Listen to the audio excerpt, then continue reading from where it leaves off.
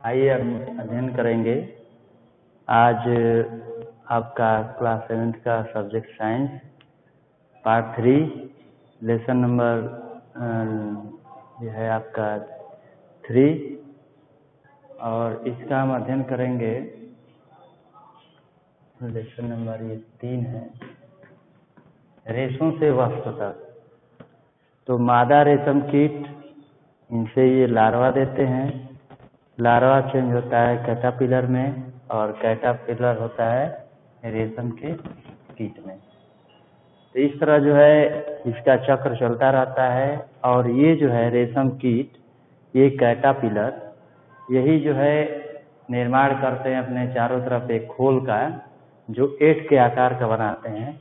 ऐसे कोई है कैटरपिलर का अपने ओर 8 का ऐसे चारों ओर गोला बनाएगा और इस तरह यह जो है बन जाएगा प्यूपा। प्यूपा या कोकून बन जाता है, इसी को कोकून बोलते हैं। ये कोकून का निर्माण करते हैं, कोकून, ये कोकून बन जाता है। तो इस कोकून से रेशम के जो धागे होते हैं उन धागों को निकाला जाता है और उससे जो है रेशमी वस्त्र बनते हैं। तो अब हम जाने कि रेशम की पालन कैसे किया जाता है, इनकी संख्या कैसे बढ़ाई जाती है। तो इसके पालन का तरीका यह है कि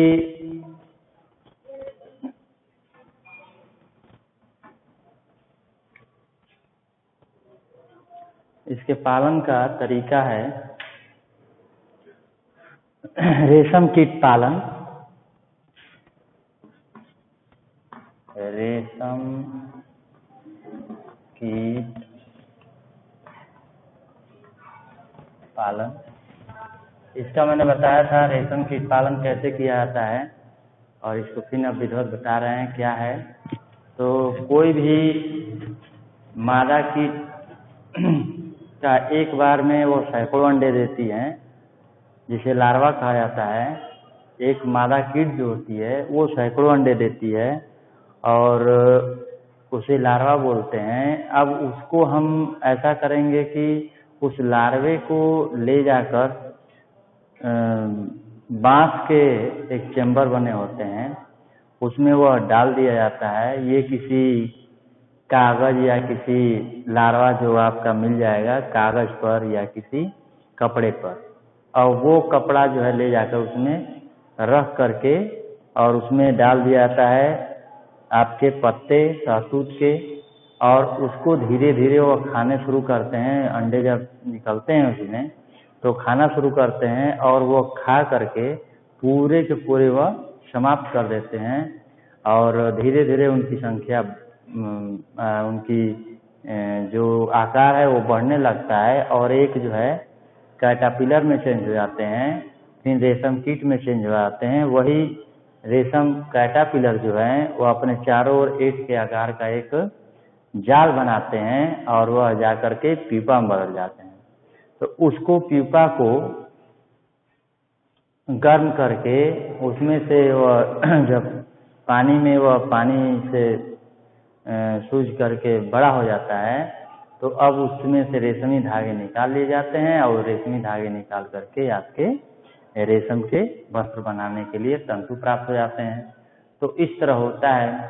और अब ये जानिए कि जैसे बतवे किए हैं तो कोई करने वाला किसान ही होगा, तो ये शहतूत की जो नई पत्तियां आती हैं उसका ही उपयोग किया जाता है। लार्वा के पास जो रखी जाते हैं मुलायम होते हैं, जिसको खा सकें आसानी से, तो उसी पर रखा जाता है और उसी में ये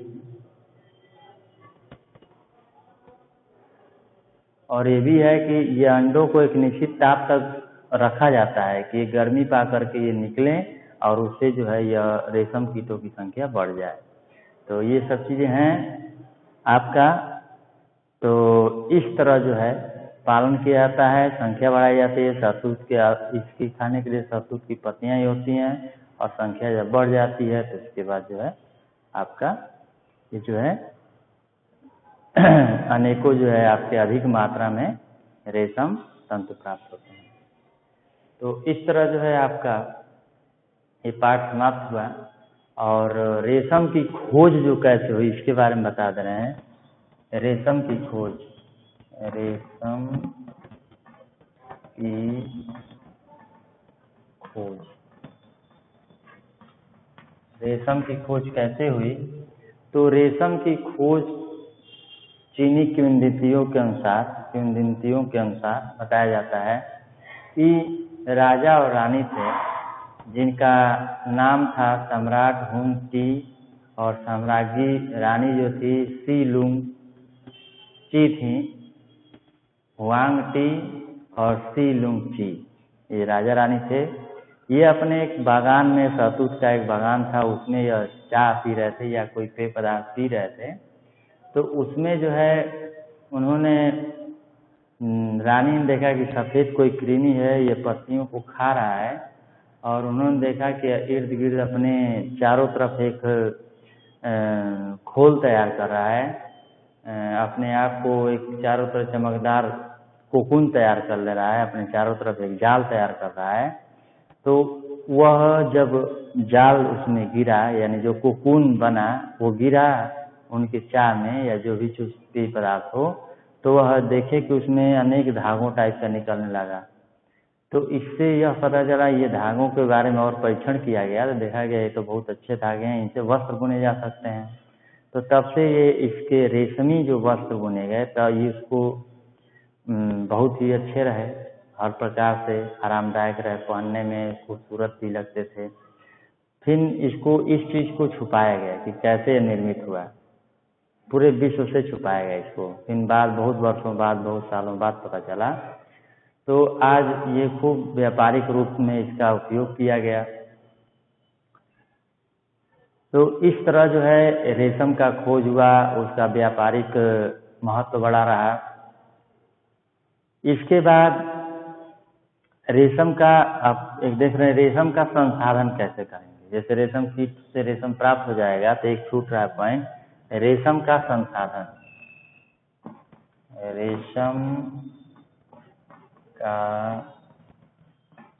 संसाधन, रेशम का संसाधन हम कैसे करेंगे?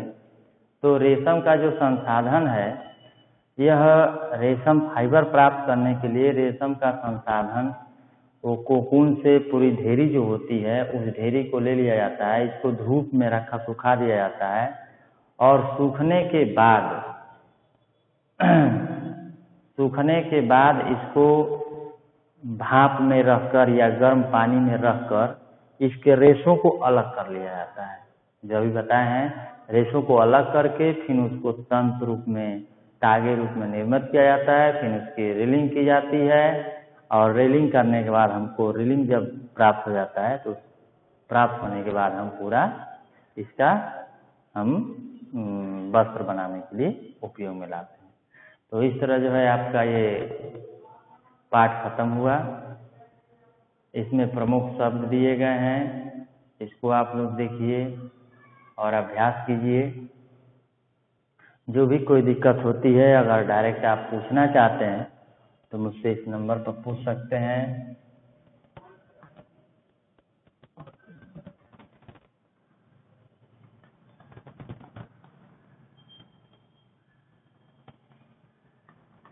कोई भी आपका प्रश्न अगर होता है विज्ञान संबंधित तो आप इस नंबर पर कॉल कीजिए, मुझसे पूछिए, जो न समझ में आए आप समझ सकते हैं। अभी इसका चैप्टर आपका समाप्त हुआ। नेक्स्ट वीडियो जो भी विज्ञान से रिलेटेड, आपके पास से रिलेटेड है, वो इस नंबर पर पूछ सकते हैं।